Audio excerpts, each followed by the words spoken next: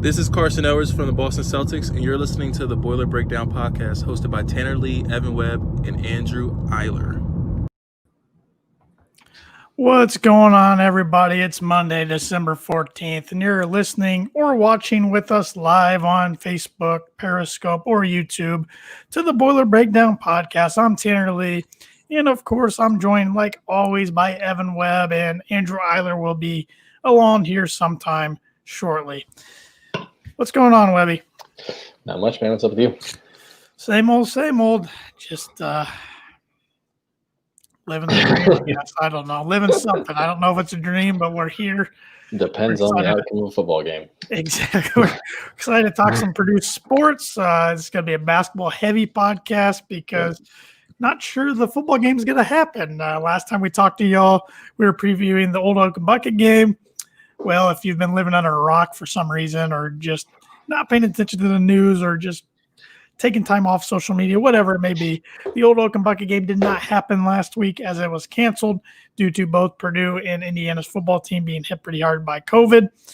Well, the Big Ten came out and was like, hey, we're going to have a Champions Week anyways, even though there's a lot of teams having problems. But we're not going to put every team against who they should be playing. We're going to put some rivalry games that couldn't play against each other now. So Purdue and Indiana got put in the 7:30 primetime spot Friday night on the Big Ten Network, which I was elated because I'm like, we already got the Crossroads on Saturday. As a diehard Denver Bronco fan, I'm like, the Broncos play Saturday afternoon. I don't need 3 games on Saturday. 2's enough stress. Let alone 3 potential losses, too. That's another thing. Exactly. 3 losses on the same day. God, I mean, it's been bad enough when there's been years where we've had it's usually a bucket game and there's a basketball game later that night. What was it? It was 2010. We lost the bucket game and lost to Richmond. Yep. In basketball later that. Oh man.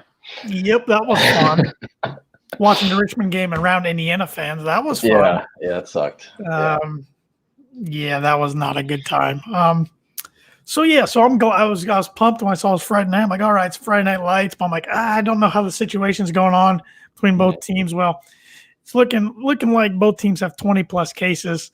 So even if there is a game, both teams are going to be shorthanded and probably have some players playing in positions they're not normally used to playing in. It's just not good football. No, is what it's going to be.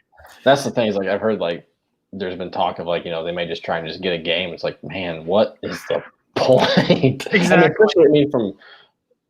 There's obviously, especially from Indiana's standpoint, Indiana has nothing to gain from this game aside from just bragging rights, which they've already got because they got it last year, and just the way the season's gone as is. But they've got nothing to gain, in my opinion, and everything to lose. Because if they lose to this Purdue team, you're talking. I know we've talked off air in our group text about how they don't really have bragging rights, which they've already got because they got it last year. Go there. If they're trying to fight for a New Year's Six bowl, a loss to Purdue is not going to get it done for them.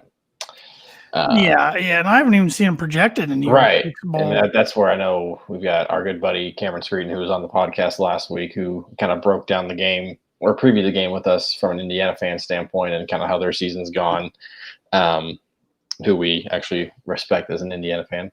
Yes, I made that clear last week with the awkward intro. Yeah, he was mad when this game was announced because he wants Indiana to play Iowa because he wants Indiana to have a crack at another solid opponent. Because really, as it stands, they haven't beaten a team with a winning record, and playing Iowa would give them that chance. They're only really their second chance since losing to Ohio State. I guess we'll see. Obviously, that might change if Wisconsin beats Minnesota, I think, right? Because it'll be Minnesota. Yep.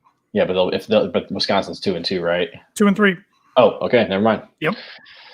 So that would change. Yep. That would change. So this is their only chance to beat a team with a winning record would have been Iowa, which I can understand from their point it sucks, but sure. From our standpoint, I think it's kind of funny. Well, I think the Big Ten, you might have mentioned this when my phone was going haywire there, and I was trying to shut it off in a frantic moment. But I think the Big Ten knew these teams weren't going to be able to play, so they scheduled them against each other, saying, "Okay, these two teams can't play anyway, so we're just scheduling them against each other. So we have to cancel one game. We're not going to put Indiana against Iowa, Michigan against Purdue, and then have to cancel 2 games." So, right. Because I mean, Michigan's already had their 2 own weeks. case. They're good to go now. Okay. Okay.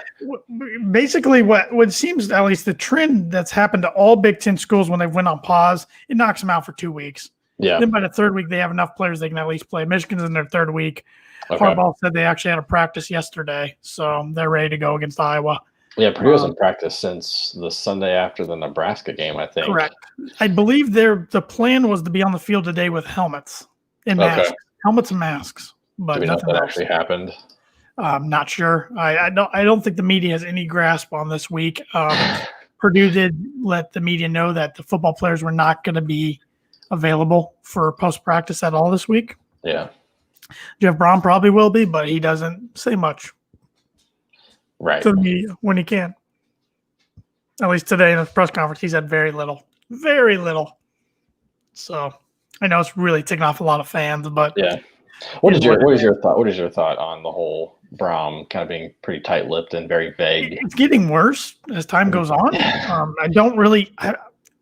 Part of me thinks somebody's ticked him off. Some media or somebody's made him mad over the past year or so, because it seems like he just doesn't want to do anything as far as local media. But I mean, I understand keeping not wanting to tip off anything to the opponent, but also some of the questions like, dude, you can answer that.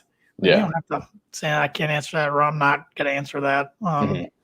Now, some like the George Karlaftis question, I don't think he could answer that from. That's regarding the COVID situation with the players' health. I think there's rules in place against that. So, but there's other questions. It's kind of frustrating that he beats around the bush and doesn't really give an answer. But we're going to see. I mean, it's interesting. Speaking of the Purdue team, we had another guy enter the transfer pool today, Giamante Howard, who was just a junior college pickup. He only had 4 tackles on the season. Didn't play as much as I thought he would, so I wasn't shocked. But still, anytime you get a guy going to the transfer pool, it is kind of worrisome. Yeah. We've had a lot of opt-outs. Especially from a defensive standpoint where we've struggled. I mean, he seems to play. He's at least played a decent amount. It's like, man, okay, if he was a guy who was playing a lot, what's wrong with the guy behind him? It's a little worrisome. I know there's concern. I know we were talking in our text with Eiler about Johnson as well, because he opted out. I don't think about that.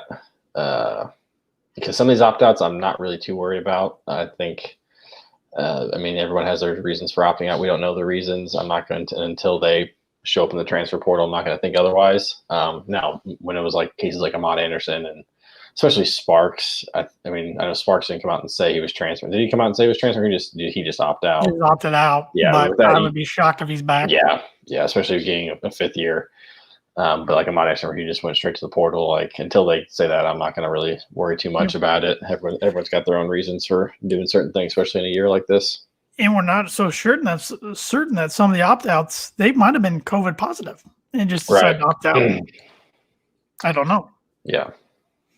So, but we'll see. And on the flip side, I think Purdue's going to be very active on the transfer pool, trying to get players to come in.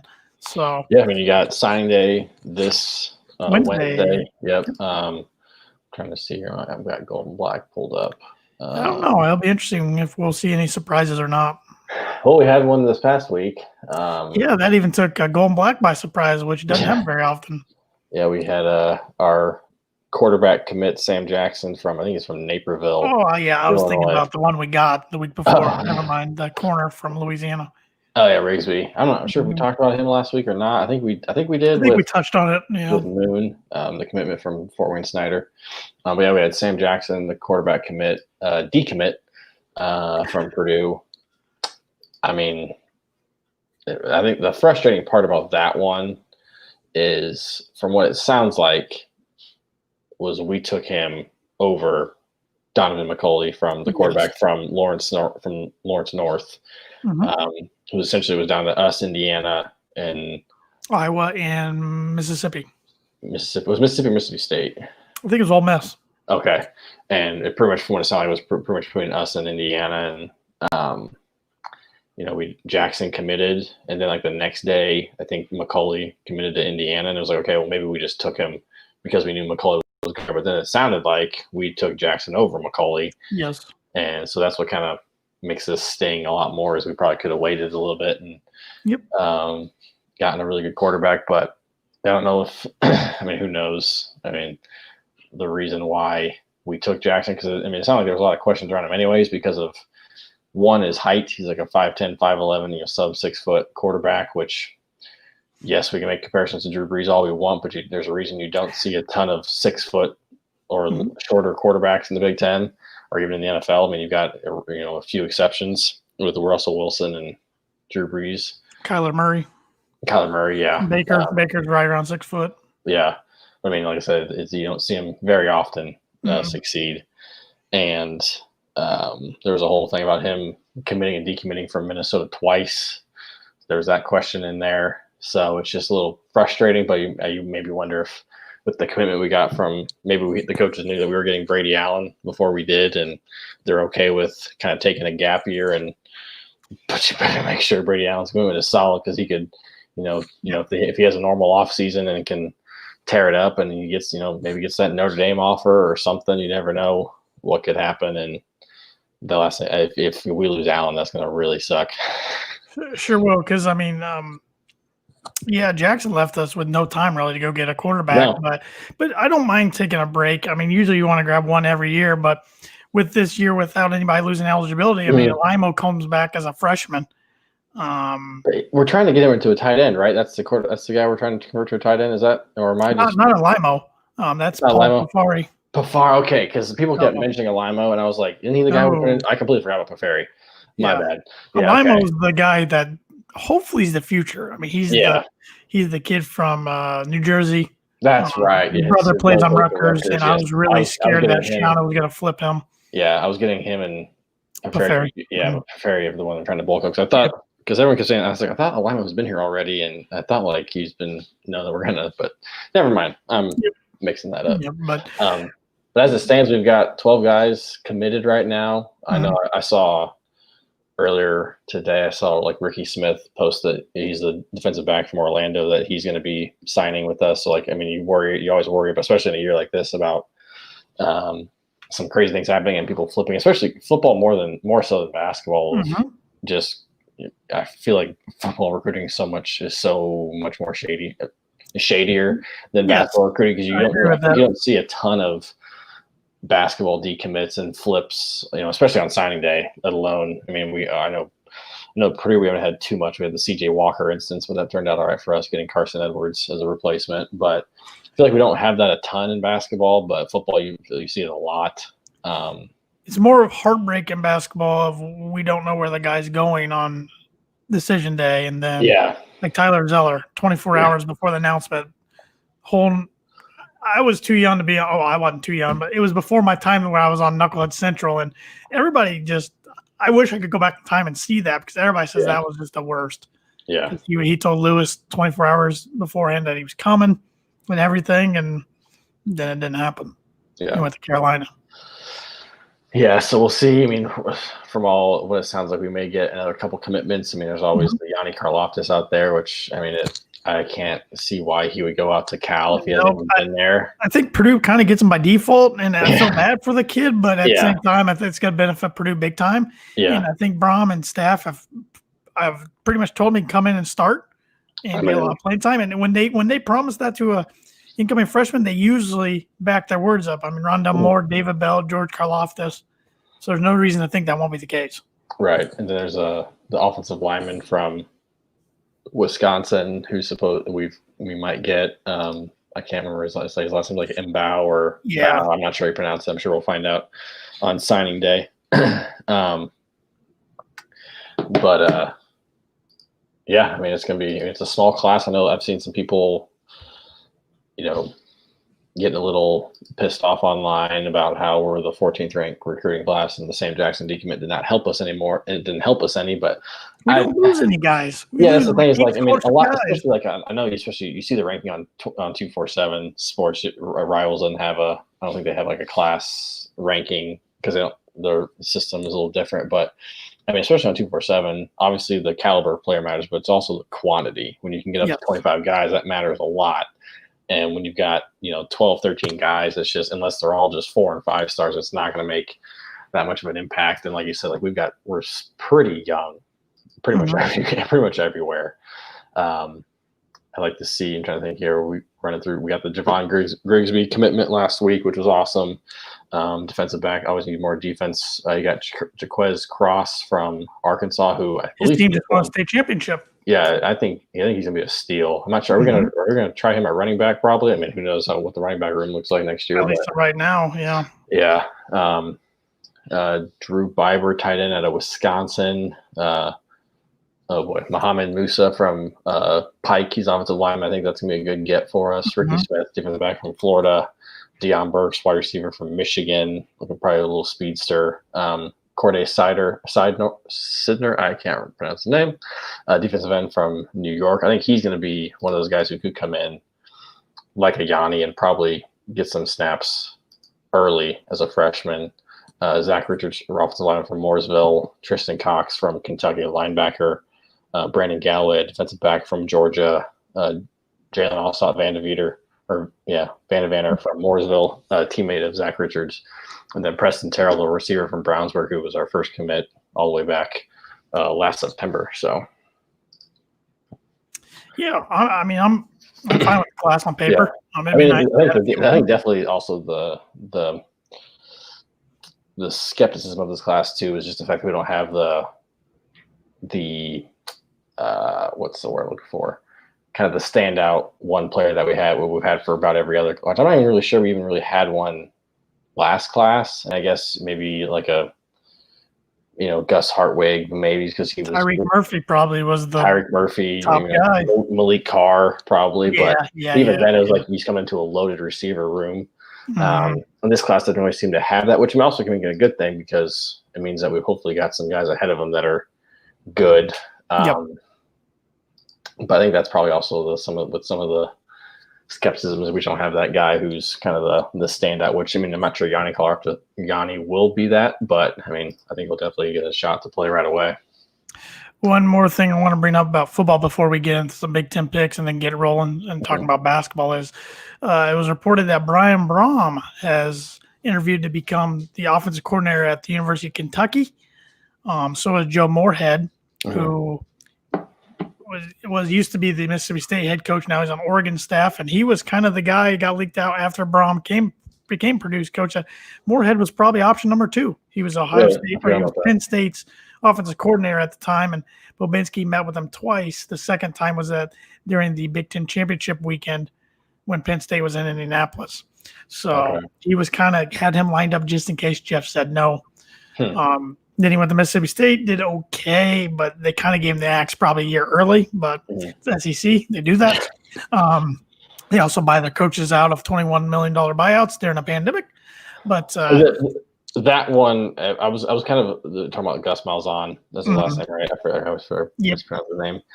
That I was originally kind of what you just said. I was really pissed off when they did that. It's like, man, you got so many schools that are hurting, cutting sports, and I was like, athletic department's not paying a dime of that. That is all boosters. That's just people spending their money. So I'm not going to tell people how to spend their money. If you got that kind of money, but it's just crazy. It's crazy. College football, the business of college football has not changed during a pandemic, and it never will. This proves it never will. It just is how it is, and it's gonna keep the college football world is gonna keep spinning. It doesn't matter, which is nuts.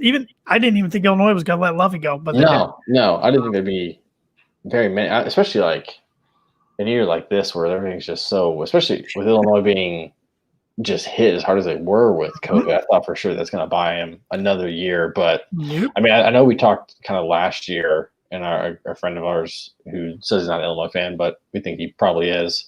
At least he's a big Illinois basketball fan. But I think they were saying last year they gave him an extension, and part of that was to lower his buyout in the case of what they did this year, which, I mean, it is what it is. But Santa Lovey's on the move. Yeah, given Whitman's track record, he's going to pull something out of left field. There'll be a name we're not even discussing. So, but anyways, Brian Brom interviewed for the offensive coordinator at Kentucky, which is pretty interesting. I don't know how serious he's in consideration. I assume it's pretty serious, but that tells me here's what I'm hoping. I'm hoping he's using it as, hey, Jeff, if you don't let me call plays, I'm going to leave. Yeah. That's I kind of actually didn't think about that. I haven't really. That's put what too I'm much hoping thought to use into as it. some leverage, Yeah. because that's the only thing. Because I like to think we're either even par or a little above Kentucky when it comes to a football program. Because Stoops has been struggling a little bit the last few years, even though he can recruit. And maybe Brian, they'll let me call plays down there, so I'm going to go interview. Also, I hope we don't lose him in the fact that he goes to Kentucky, he can recruit that area. All of a sudden, we're in recruiting battle with Kentucky and Louisville, both. Yeah.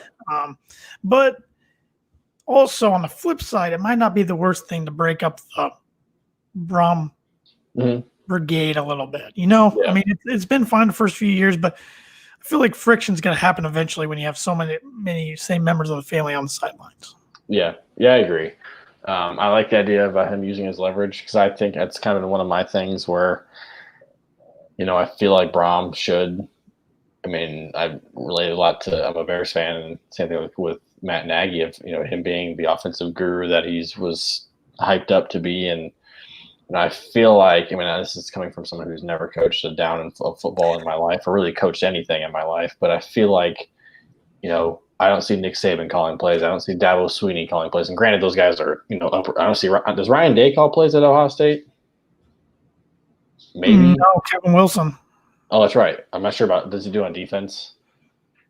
I don't think so, but I'm not sure. I feel like you see the coaches, like the top coaches, are game managers. Doing whatever they have to, and when you've got a coach who's so wrapped up in one side of the ball and worrying about that, I feel like you can see some other areas slip where he could be, firing up the defense, which I think we really missed with Nick Holt not being there this year and not being on the sideline. But when he called he called a game against Iowa. I thought he called a pretty good game. Wasn't anything exciting, but we won the game. So I like to see that just to see something different. But as we've learned, Brom's a pretty hard-headed guy, and a little stubborn. A little bit. I feel like it's going to be hell or high water before he gives up his play. Yeah, especially these guys are so competitive, and they want to prove that they're as good as people say they are. And that's when you get egos involved, and that's where things can, especially when things are going well, that's when things can really spiral. When things are going well, it's fine because winning cures all. But when things aren't going well, that's when, as we've seen with this year, is things just it's just a bunch of finger pointing. But I don't know what to think about it. I like for him to say, I think he did a really good job. I think he does a good job developing quarterbacks. We saw the difference he made with David Blau and Sindelar when he came in. You saw Blau led the nation in picks the year before, and by the end of it, he was pretty steady and just a really fun player to watch. Same with Sindelar. I wish we could have seen more, obviously, with the injury, but so that'll sting. And like I said, the recruiting thing is just a whole another battle that we'll be getting into with the Brown brothers fighting over quarterbacks from their home state. Hopefully, don't have to worry about it. Hopefully, it's kind of using leverage, and then Jeff's gonna be like, "Okay, I'm gonna delegate play calling duties to you from now on." So I wonder if I would assume probably they're probably gonna offer him more money too. So I have no idea. We're paying our assistants a lot, but we'll see. It's we should know probably soon, I would think. Yeah. If he gets a Kentucky job or not. I don't think Kentucky's gonna wait. How did Kentucky do this year? I have no idea. I think they were like a game under 500, a game or two. Okay. I know Stoops' overall record there is like right around 500 now for his career in 8 years. So, because for a while he had them in the top 25, and so there was a year or two they were playing in the big bowl against Penn State. So because I'm like, oh great, and they started winning recruiting battles over us, and it was making me mad at the time. But it looks like Kentucky is 4-6. Okay, 2 games under 500. Okay. Yeah, they lost to Florida by a couple touchdowns. They blasted South Carolina. Got beat by 60 against Alabama. Well, who didn't? Barely beat Vanderbilt. Right? Barely beat Vanderbilt, which Vanderbilt's not very good. Nope. Beat Tennessee. Vanderbilt hired somebody today, and I don't remember who it was. I didn't see that. Yeah. So, but before we move into the college football picks, I need to let everybody know that the Boiler Breakdown is brought to you by Mad Mushroom. Mad Mushroom's been serving Boilermakers since 1993, and they're located in the heart of West Lafayette, and they're known as the home of the original cheese sticks. But whenever I visit, I like to sit down and have an ice-cold beer while trying out their latest pizza of the month, which this month, it is the Fixins, which is mashed potatoes, turkey, ham, corn, chives, and cheddar cheese. And for anybody watching the stream, here's a picture of what it looks like.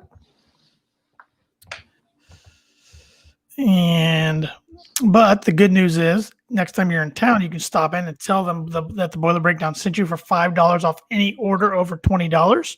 Or if you want to order online, any Boiler Breakdown listener can use the coupon code BREAK5, that's all caps, BREAK5, to claim your discount at madmushroom.com. Mad Mushroom, feed your head.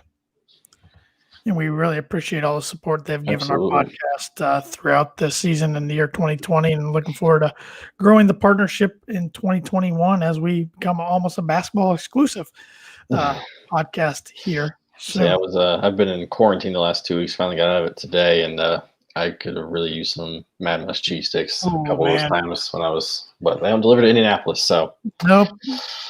Sure once everything gets a little more normal, we'll have to make the trip to absolutely West Lafayette and into the old stomping grounds of Mad Mush and chow down some cheese sticks, and maybe go across the street to Harry's and get a brew or two, or Colorado root beer, or in the or three. Who knows? or three. Then back for some more cheese sticks. So let's pick some Big Ten football games. We got another Friday game. I know we mentioned the bucket game at Friday night. We got a 4:00 Friday matchup. I love this. Nebraska at Rutgers. Hats off to Greg Schiano. 3 wins this year. That's as many as the program had in total the last 2 years. I just love the Big Ten sticking Nebraska at a 4:00 game on a Friday when not a lot of people are probably going to be watching. Let's be honest. At least aside from your diehards. Anybody, anywhere. That was their motto. So they're sticking them at 4:00 on a Friday. Yep. I don't have a line on this game. I don't either. And the ESPN predictor gives Nebraska a 52.6% chance of winning. So it's a pretty much coin flip. Yeah. I like what Rutgers has been doing. They've been fun, as much as I hate to say it. Schiano's got them playing hard. They look like they're playing inspired football. Like I said, they've been throwing in some trick plays and making it really fun. You know, no longer. I mean, maybe they haven't gotten rid of the Buckers moniker yet, but I'm picking Rutgers for this game because I just feel like they've got some momentum. Did they win last week? Yeah, they beat Maryland in overtime. Right. Yep. Yeah, I'm picking Rutgers in this one. I am too. Well, for all the reasons you said, they remind me a lot of Brown's first team in 2017, which, speaking of that, I thought was really interesting on the Jeff Brown radio show last week. He kept bringing up the 2017 team, how they had a bunch of guys who were hungry to win, how they had a bunch of good leaders, and Elijah Sindelar, Markel Jones, Juwan Bentley, Marcus Bailey. I'm sure I'm forgetting others. Yeah. I feel like he was kind of poking at this team this year. Mm-hmm. I think it feels like outside of Jackson Anthrop, maybe a lot of these seniors weren't leaders for this year. Yeah, I think it's pretty apparent from what we've seen. I mean, obviously you've got a lot of young guys. You know, quarterback's young. Your star wide receivers are young. I mean, your running backs are young. And your older guys. I mean, you'd like to see more out of like someone like Lorenzo Neal. I think Derek Barnes has done a pretty good job. Mm-hmm. But yeah, I mean, with those teams, you had so many guys who were older and had been through just so much crap. Tired of losing. Yeah, just tired of losing. I remember seeing a tweet. Kirk Barron tweeted something, I think, after the Hazel last year. Like he's sick of this underdog BS stuff. Like you could tell like he wanted to win, and that you guys had so many guys who were just sick of it and really stepped up their game when they had someone at the helm who knew what they were doing.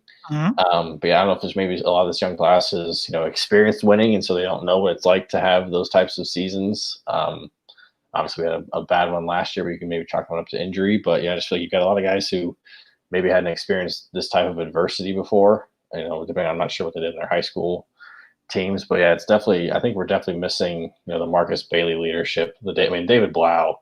I mean, I know David Blau, they were both great, but I think David Blau is just a different type of leader that we haven't seen in a long time at Purdue, and we miss him every day.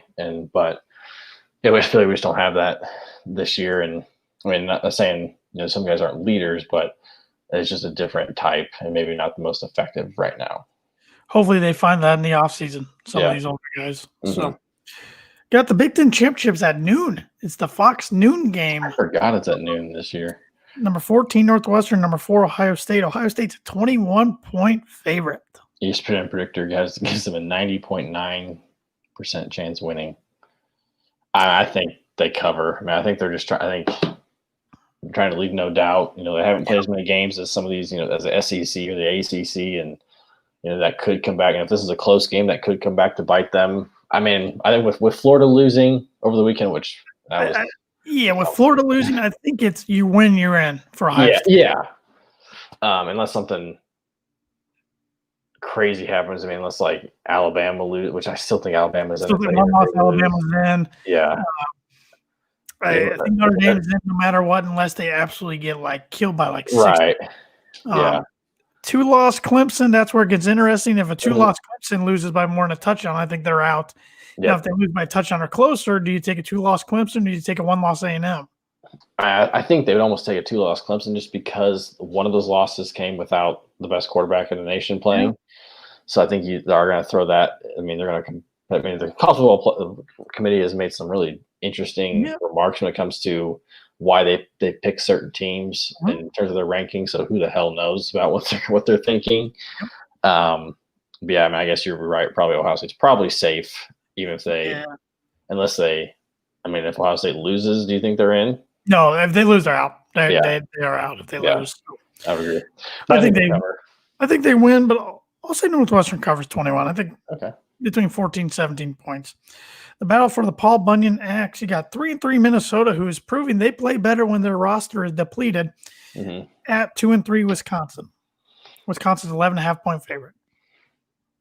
I have, after being pretty impressed with Wisconsin early on this year, I have not been impressed with them as of late. Playing worse as the season goes on. Yeah, and as you just said, Minnesota's proven that they can do a lot with very little.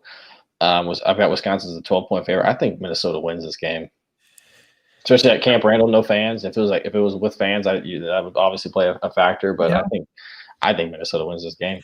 I could be very wrong, but I'll take Wisconsin, but it's a close one. I think Minnesota covers 11.5. Illinois, Lovey-less at Penn State, who's kind of gotten a groove the last few weeks. Penn State, I got 14.5. Who's the interim for? Do we know who the interim is for Illinois right now? I don't remember who it was. I can't see them playing all that inspired football. I think Penn State rolls pretty easily. I think they win 3 touchdowns. They're the better team. Yeah. Michigan, they haven't played in forever. At number 16, Iowa, who's on 6 straight. They are hot. I think they're the second best team in the conference. I think they're better than Indiana. Okay. Iowa's 14-point favorite. I think they're better than Indiana. I think they're better than Northwestern. I know their 2 losses were to Purdue and Northwestern, but I think I'm glad we got them when we did. Yeah, absolutely, 100%. I think Iowa wins. Do they cover? Yeah, I'm gonna say they cover. I think they will right on the dot, right on 14. Yeah. I think 14 and 17 points. Yeah. Michigan State at Maryland. I don't have a line on this one. Maryland by 2 is what I've got. It's a coin flip. They're both 2 and 2 and both not 2 and 5, good. 2 and 3. Yeah, they're not good. God, I have not been impressed with Maryland. I haven't watched them a ton. I'm impressed with either of these teams. No, but at least Michigan State beat somebody. Northwestern, yeah. Yeah. I think for that, I'm going to pick Michigan State just off of that. I think I am too. Northwestern's got to be kicking themselves because they would have won that game and then somehow beat Ohio State this weekend. They might sneak into the playoff. I think definitely a New Year's 6. I'm not sure. Or New Year's 6. I was going to call it New York 6. I'm not sure why. New Year's 6. New Year's 6. That's interesting. That would be interesting. But they didn't. They lost. They did not, yeah. Then Purdue at number 12, Indiana. The thing I laugh about this game, and I want to go on the record, I don't think it's going to happen. So I don't think its prediction matters. But somehow between last week and this week, the line went from 14 down to 10. What changed within a week when the teams? You were saying this last week. You were saying this last week where the spread started to go down a little bit, and you're like, I wonder if it's Indiana is just there's a lot of players out with COVID that we just don't know about, but Vegas somehow does, and lo and behold, we found out it wasn't just a Purdue issue; it was an Indiana issue. I'm sticking with what I said last week is Purdue wins on a stupid play by like 1 or 2. I picked Indiana last week, but I'm flipping. I don't think this game's going to happen, so I don't think it's going to matter, and it makes my conscience a little more. But I'm thinking Purdue. They shock the world and somehow play, and Austin Burton plays a bunch of quarterback because he has to, and he's quarterback and linebacker, and walks out with the bucket. And but I will say, and we were kind of talking about this off air, and you and Andrew brought up some good points, but I have been a little disappointed, especially on the message boards and Twitter, of the mindset. You can of say me and Andrew too, because we've been pretty negative too. I don't want to say this about you guys because you guys haven't really portrayed this, but there are some people that look just like they're scared of the Indiana football program. It's like, I don't care if they're the number 8 team in the nation and we are not having a good season. I will never say I'm scared of Indiana football. Yeah. I just can't. I can't do it. We could be 0-11. They could be 11-0, and I can't. Just growing up with how the rivalry was, I can't do that. Yeah. So I don't know. It's just like, I know we don't want to go in there and lose them, absolutely, but there's always a chance you play the game for a reason. They're in a rivalry game. There's always a chance you could go in there, and wouldn't it be worth it just to go in there and just ruin their dream season? That'd be hilarious. That would. I mean, you hate having a season hang on one game, but given the season we've had, that would make up for everything. It would just be so funny, and especially like just absolutely because they've been as we've talked about with some friends, they've been very UCF like, and that they feel very entitled to everything now, which is just weird coming from that sport at that school. They had a good year last year, obviously. Sure. And then this year just being you had an awful Penn State team, an awful Michigan team, were their signature wins. And you played Ohio State very close, which was very admirable. Back down 35-7. Yep. Yeah, but it's just I still think it goes all the way back to that Penn State. If they call Penix short, season's different. Oh yeah, 100%.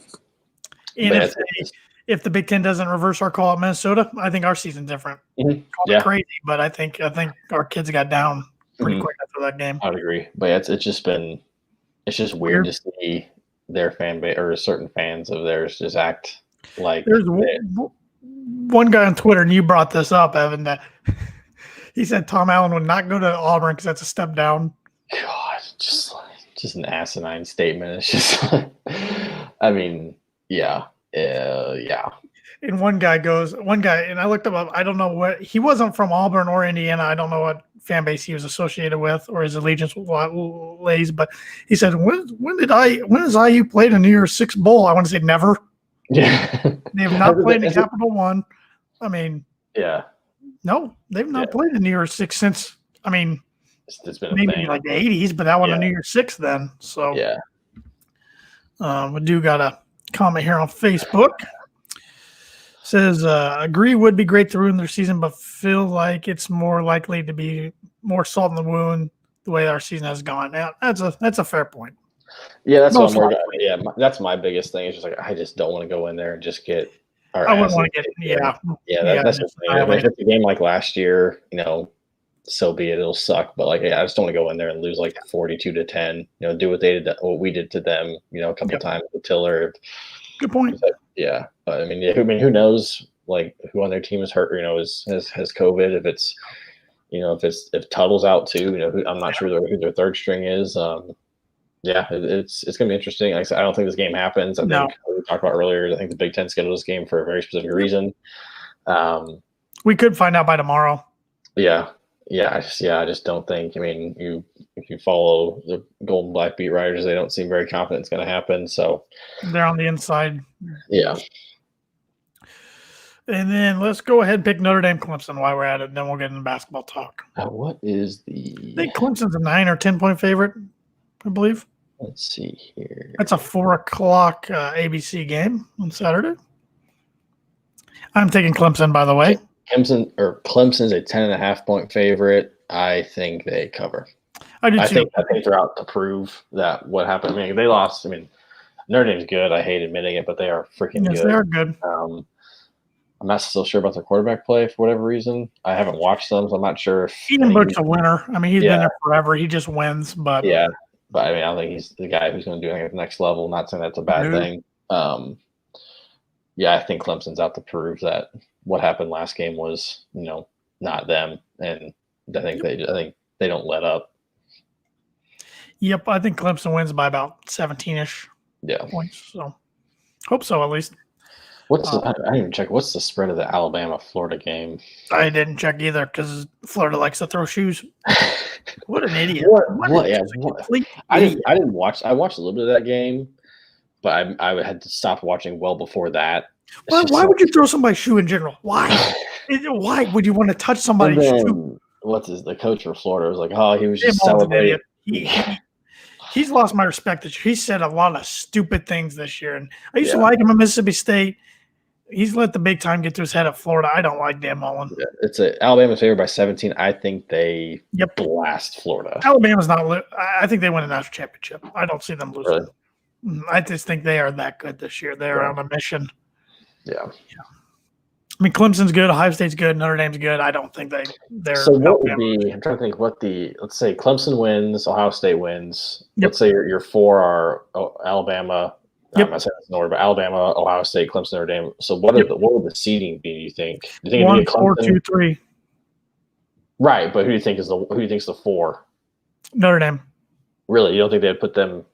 I guess that wouldn't make sense for them to really be three. I was thinking that'd be crazy if if they'd played essentially two times in a row. They won't want a Clemson Notre Dame playing 3 times less than national championship. Yeah, and particularly because Notre Dame's part of the ACC this year, they wouldn't want to. So it would be probably Ohio State Clemson, which would be a nice rematch from last year's playoff.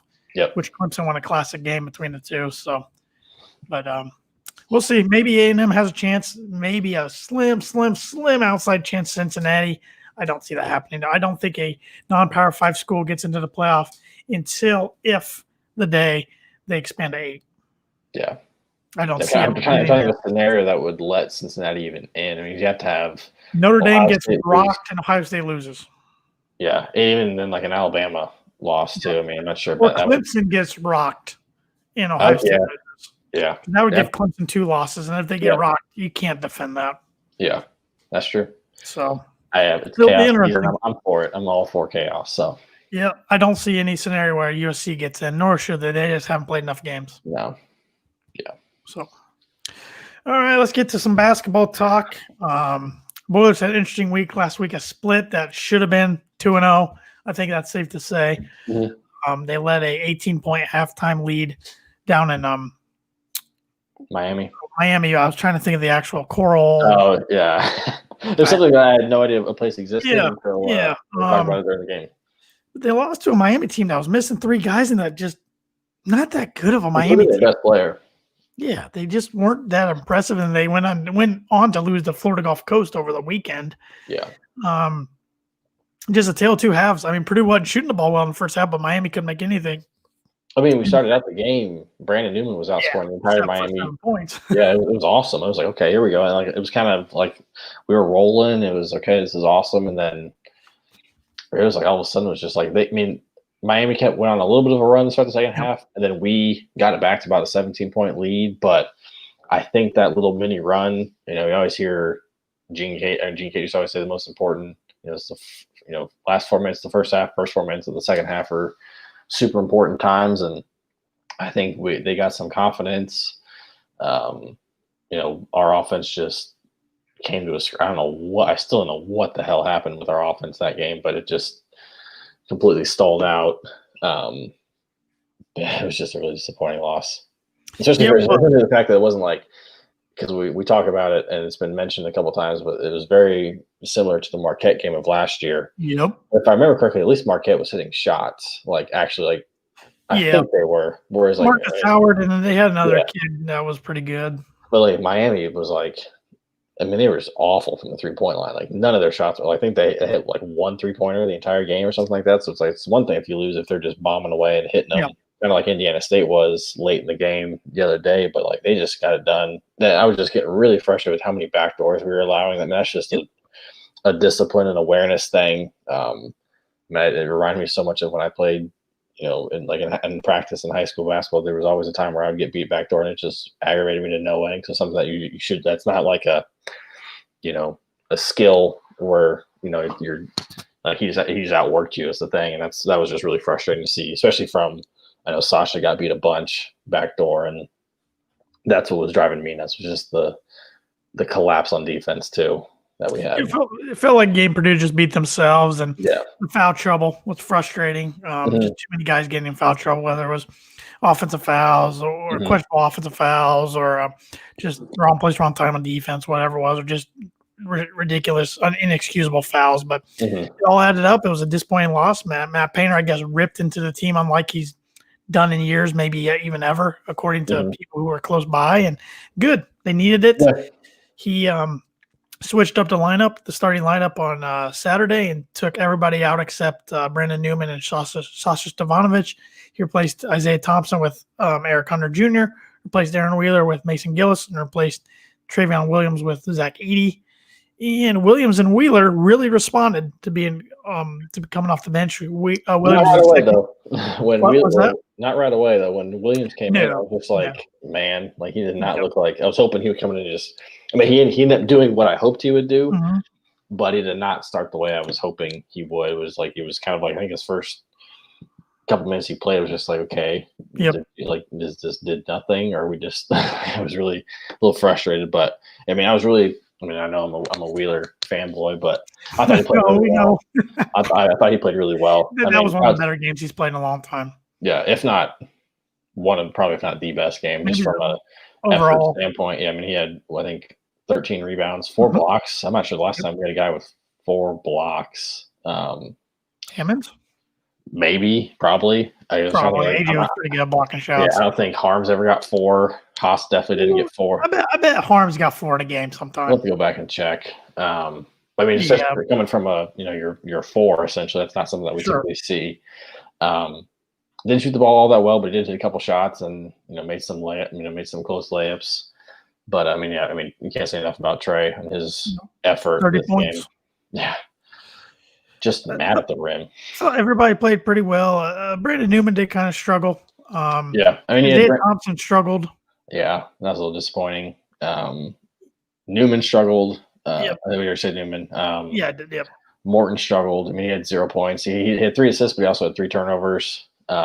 Which I think he's still coming along. And I think we kind of got a little too excited about all the hype about him being the best passer, and absolutely, he's definitely I think made some passes where he's telegraphed it a bunch, and you can get away with that in AAU and especially high school when you're better than everybody. But no matter if you're playing a Missouri Valley team, these guys are good, and especially if I remember correctly, I believe Indiana State was pretty experienced for the most part, and usually those types of teams, especially when we got no fans, and those types of teams can be very, very dangerous.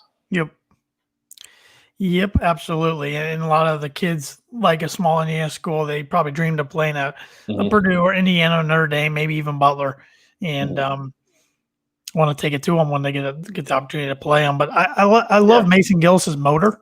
I thought he played well the other night. I think he's got to continue to get better. I mean, he's still getting used to getting back to games. I mean, he went 3 years without playing in the game of basketball. So I think you'll see him stay in the starting lineup. I mean, I think if Wheeler plays like he does off the bench, I don't care if he's starting. I think we kind of saw that with Harms a little bit in the past, where when he started, he just never seemed to have it click. When he came off the bench, for whatever reason, he was a completely different player.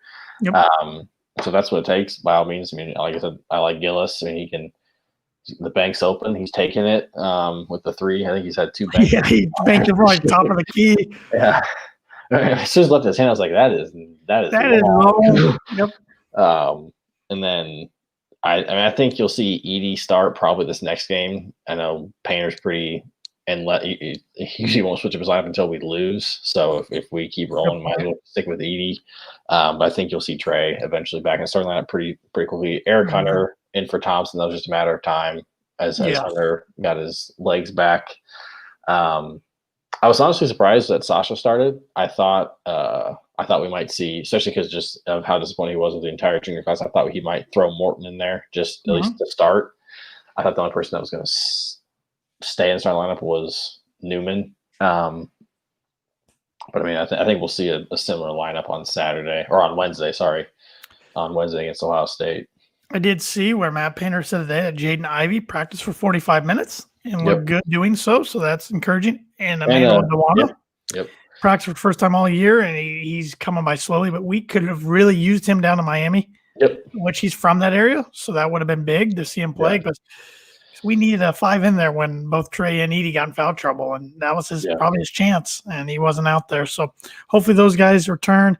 I'm expecting Ivy at least Saturday, maybe not Wednesday, but I think Saturday's been the goal all along because I really don't think he wants to miss the opportunity to play Notre Dame. Yeah, I'm sure his mom will be there, and unless they have a game, I have no idea.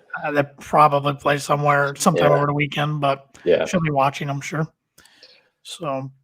But, big week for the Boilers. Start Big Ten play. Big Ten plays actually already started. Michigan and Penn State played last night. Michigan beat them by 4. Rutgers, Maryland was earlier tonight. I don't know who won that game. It was back and forth. I know Illinois.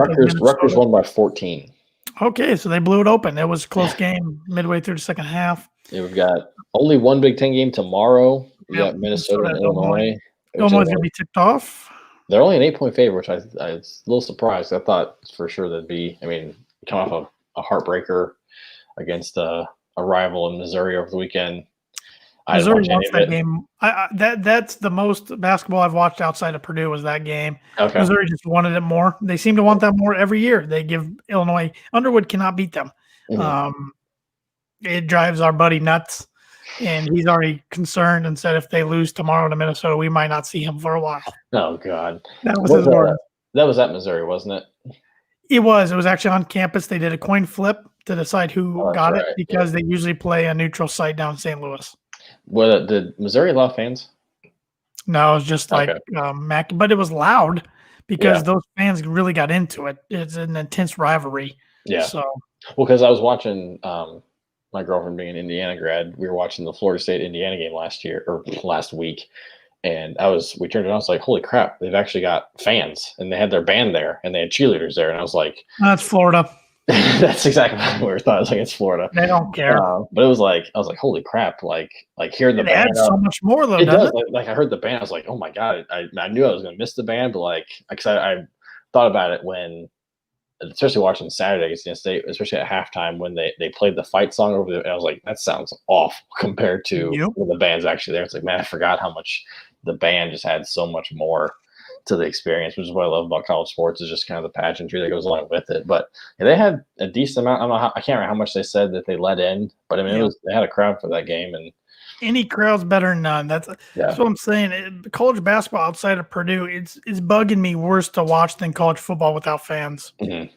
Yeah, college sports in a whole. I was saying this earlier today. NFL, I've had no problem watching even without fans. I don't know why. It's just the product of the field hasn't changed that much, but college has been.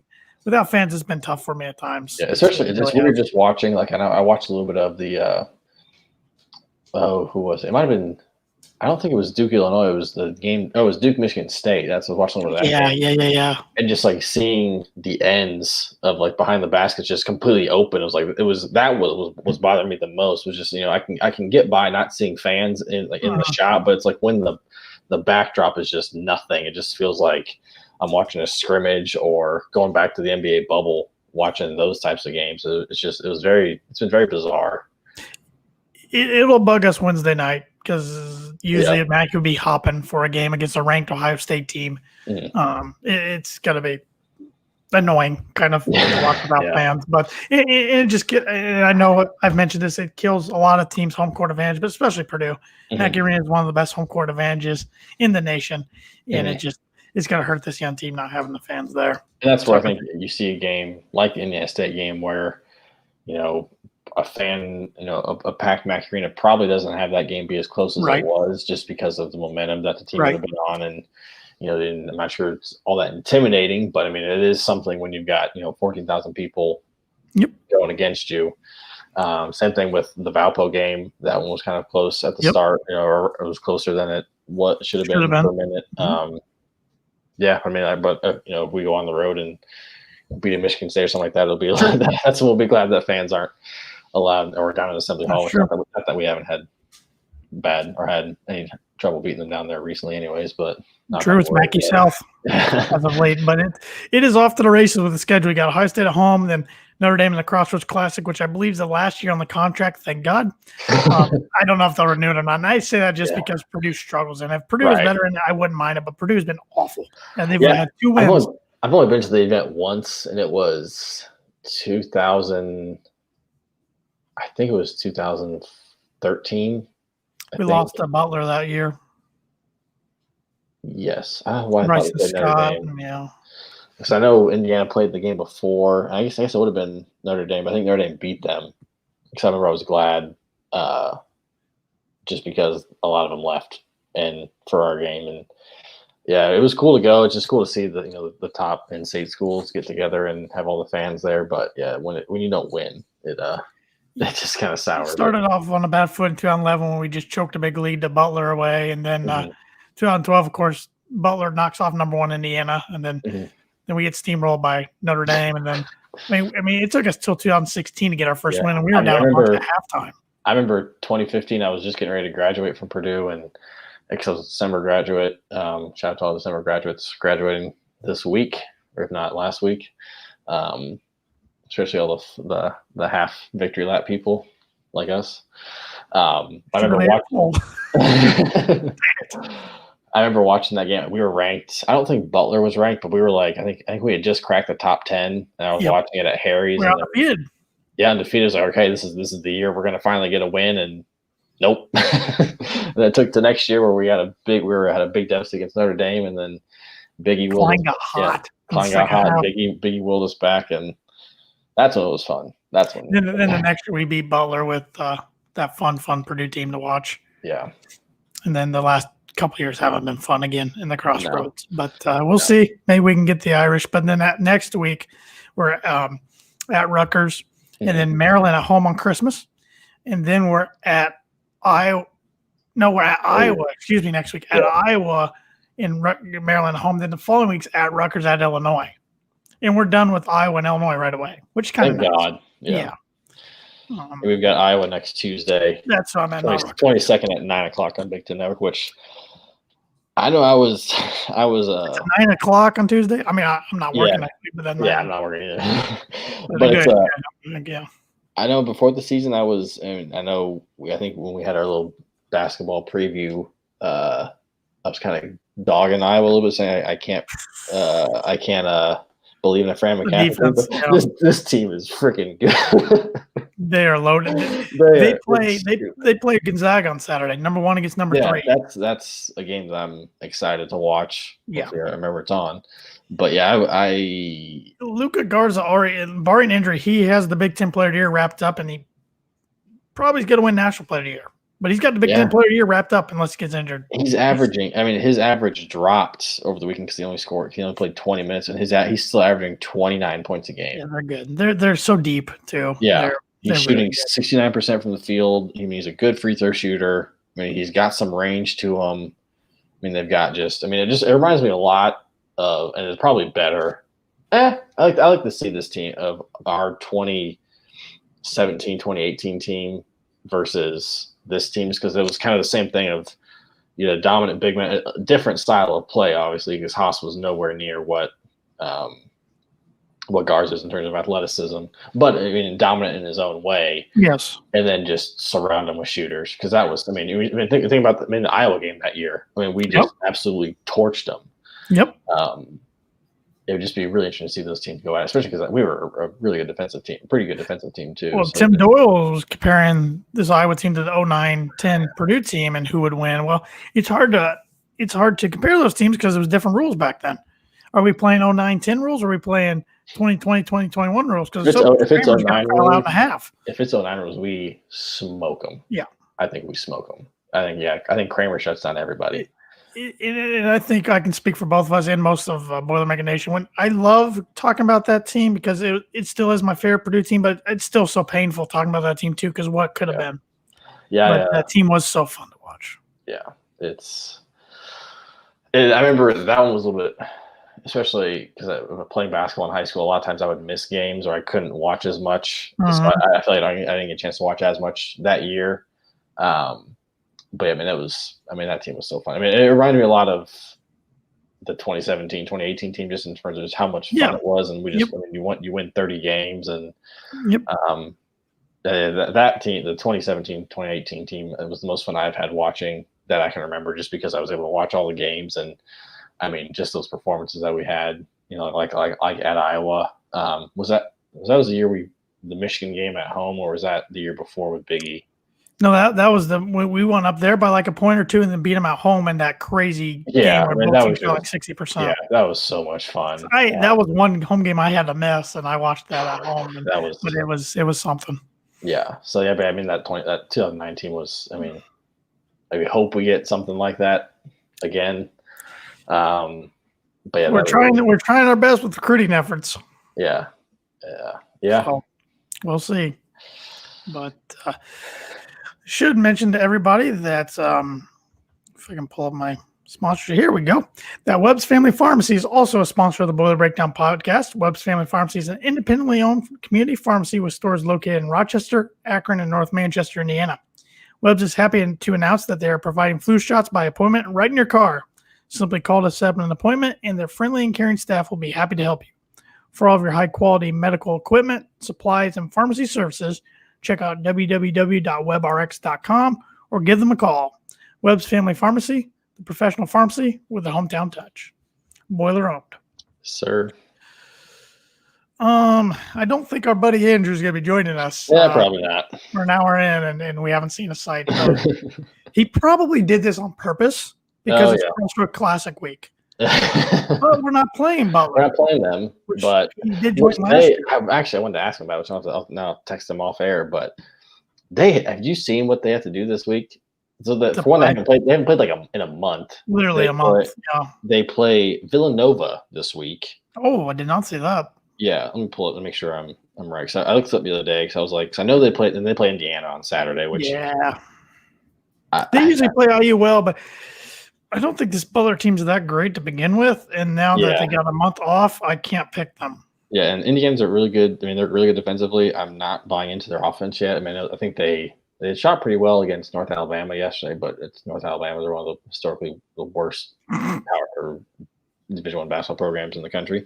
So I'm not going to give them too much credit there, because from what I watched like 5 seconds of it while my girlfriend was watching it, and their defense just looked I have not watched a single second of Indiana basketball, and I usually like to watch to root against them, but I will say my life's a lot happier not watching them. So maybe that's my new trend. I watched the Florida State game, and that game was just, and people were giving both teams a lot of praise. I thought both teams' offenses were just complete garbage. It was just like, I mean, Florida State, I don't know what the hell they were doing on offense. I mean, we can probably credit Indiana defense to that, but that was just like, sometimes they would just so much ball movement, and then sometimes it'd be no ball movement and just jack up a three. I mean, the shot they won it on was like a just complete runner, like teardrop type of thing. It was just, I was not impressed. And then when Indiana was doing well, they were giving Trace Jackson Davis the ball. Then they stopped for a little bit in overtime. That's when Florida State took the lead again. Sure. Florida State had 55 chances to win the game and any regulation, it felt like, and they couldn't do it. And then when I went to overtime, I was like, I think Indiana's going to win this game just because of Trace Jackson was playing so well. But then they just went away from them, and then they lost. But going back to Butler, so their only game they've played was Western Michigan, first game of the season. They won by 4. Yeah, it was a close game. Yeah, their game against Eastern Illinois was postponed. Game against Northern Kentucky was postponed. Game against St. John's was postponed. So now they play this Wednesday at Villanova, who's 5-1. What a tune-up. Yeah. Ranked number 7 in the country, and then they play Indiana on Saturday in the Crossroads Classic. Yeah, I mean, I don't. There's no line for it, but I mean, the ESPN predictor gives Indiana basically a 70% chance of winning that game. Andrew probably skipped out, and he's done tired. He's tired of talking Purdue football. Yeah, so. he's wanted to jump off a bridge. It's all good. So I think a lot of Purdue fans have wanted that. Have had. I'm not. if this game gets canceled, I'm not gonna be too upset just because I'm just like I'm already unconscious saying it's going to. I've already got myself prepared. Mhm. I was pretty bummed last week, even though we were already bumming coming off the Nebraska loss. That was the funny thing for me, just because I mean, as people, if it was our last podcast, I was pretty negative towards the Boilers, and I was kind of like, man, I hope this. I kind Rightfully of, so. We've lost yeah. I mean, I was kind of just like, man, I would if this game was canceled, I'm not gonna be mad at all because I just don't want to see us get our asses kicked. That's the biggest Sure. thing. And then when it was canceled, I was like, oh man, the game got canceled. Like that kind of I was sucks. just Like, bored on Saturday. yeah, Until the yeah. Purdue and you think I'm like, there's nothing to do. Like I got so bored, like I like forgot that our game was that night. I was just, like, it was like I was just sitting at home because I was in quarantine, and then I was just like, oh my god, the game's in an hour. Completely forgot about the game. I've caught myself doing that a couple times already this college basketball season, and like in the past, no chance that happens. No. It's just a weird year. It's like, Especially like if you're going to the game, it's just like, okay, Yep. when can I cut out early today, or when Yep. when do I have to get on the road, or yep, it's been odd. crazy. Yeah, it's been very odd. Yeah, but I then when the game got canceled, I was like, oh man, the game got canceled. Then when they Mhm. re-announced, I was like, oh crap, the game's back. I was just happy, like I said, it's Friday Yeah. night, but then I'm like, is this really gonna happen? Right? Yeah. And in the morning, I'm like, it's not gonna happen. But who knows? Until they Who say knows? no, it's on. So, Yeah. would you take a split out of the basketball team this week? I'm sorry. Say that again. Would you take a split out of the basketball team this week? Yes, but I'm like, God, which game do I want more? Because I feel like obviously the Ohio State game would be Big Ten standings, but it's like I Yes. just don't want to take losing another Crossroads game. But I don't know too many Notre Dame basketball fans, but still, I still don't like Notre Dame. So right, and yeah, I'd take a split. Though. I'd take a split almost every single week. I'm I so mean, nervous, like with this young team. I know this isn't going to happen, or hopefully it doesn't. I'm nervous we're not going to win a Big Ten game. That's just how my mind is. Like, I mean, go back to last year where you had, the 2 games in December before some more non-con, and then you started back up in January or end of December, early January, and we were like, man, we got the most favorable 2 games with Nebraska and it was with Northwestern, I think. yeah, we won And we Northwestern. split, and we lost to Nebraska. We Who I got think won smoked that Nebraska won 2 2 conference games. games. Yeah, and it was like God. So it's like, Yeah. man, like, it's just, I mean, take what you can get. I know I was listening to the Golden Black podcast today, and I think they were saying if just go 500 and you can probably make the tournament, especially with as deep of a league it is, which is, I mean, we always say the Big Ten's pretty deep for the most part. There's been a few years where it's been not so deep, but man, I cannot remember a year where it's been this deep. It's deep. If we go 500, I think that's good enough, but that makes me nervous about that Miami game biting us in the butt. Yeah, especially with lack of non-con games to actually play. But I mean, if those 9 wins, if you get somehow sneak like a Michigan State or an Iowa, and I mean an Illinois there, which I don't like our matchup with Illinois ever. When we put it in that sense, I kind of, if I have to pick one, I probably pick beat Notre Dame, even though it gives us one conference, gives us a good decent non-conference win. Yeah. Notre Dame beat Kentucky the other day, hung on for dear life after being up 20. They beat them by 1.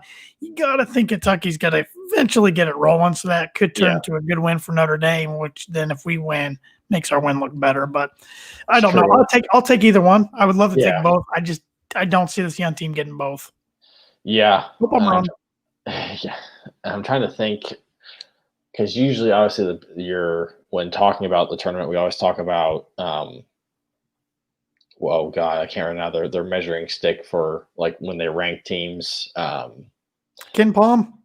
Not Ken Palm anymore, but it's like the index where it's like I'm blanking on it now, and I feel embarrassed. I'm forgetting about it. But a lot of it factors in home wins, home losses, road wins. RPI? RPI was the old one. Yeah, it's the new one. I cannot remember it. I know I'll think about it as we stop recording. But that always, like, you get a certain rank, like they take certain, if you win a road win versus like a home win, obviously like those can factor different, like a home loss versus a road loss. They kind of they take those in seriously. I wonder how much, if they're doing the same thing this year where it's, a road game isn't as daunting or isn't as challenging as before because of the fact that you don't have fans, especially at least in the Big Ten. So I wonder how that, because I just think, like, man, a home loss would suck. Which can be completely honest. I thought we were playing at Ohio State this week. That's how out of it I am. But I just think a home loss. I'd probably almost take the Ohio State game just because I still want to protect home court. So, but Well, yeah, especially because we didn't do a good job of that last year. right. So it's tough. Yeah. But yeah, I would take a split probably as long as we don't get I'd take a split right now. I would I take know it. Ohio State, they say EJ Liddell is day to day. It sounds like he may have mono or had mono. So I don't know. So they said it was non-COVID, and I think someone was saying that. I think it was their coach, and again I'm blanking on his name now. Holtman. Chris Holtman. I think it was him. I read somewhere on Twitter that they said that he's been battling a sickness for a couple of weeks, and that sounds like mono maybe. Yep. Even if he plays, he won't be near 100%, and that's a big loss for the Buckeyes. So. Yep. But before we wrap up, I should remind everybody that the Boiler Breakdown podcast is also brought to you by Schroff Landscaping. Schroff Landscaping has been in business for 50 years and can handle all of your landscaping needs, including landscape design, maintenance, irrigation, hardscaping, and they are licensed lawn applicators. Contact them today for all of your landscaping needs at 574-223-2769. Schroff Landscaping, design with you in mind. Any closing thoughts there, Mr. Webb? My focus is now on basketball. No, I think it's got to be at this point. I mean, even if we somehow get a bucket game, that's it. So yeah, I mean, if there is a bucket game, I just want us to see play inspired football. I feel like it just looked so crappy the last 2 weeks, and sure has. Yeah, just at least make it a fight. I mean, a good team. That's my biggest thing. Yeah, if we're gonna have a football game, I want us to compete and do a good job and not just roll over and take a smacking. Yep. Show some heart, but that's the thing. I think we're just lacking. And maybe I'm just forgetting last year because I feel like I don't feel like we really had games where we just didn't show heart. It was just we were just really young. We're just young and banged up. Injured. Yeah, but I feel like this year it's just been like show some pride. Yep, which we talked about at the start of the year. It was going to be a challenge both in football and basketball, especially when teams start going on downslide. How do these coaches get these kids up and motivated to play? And I think Purdue kind of saw some of that, unfortunately. But hopefully we get to play, and hopefully the basketball team shows up twice this week, and we can boiler up, hammer down, beat the Buckeyes, beat the Hoosiers, and beat the Fighting Irish. Yes, sir.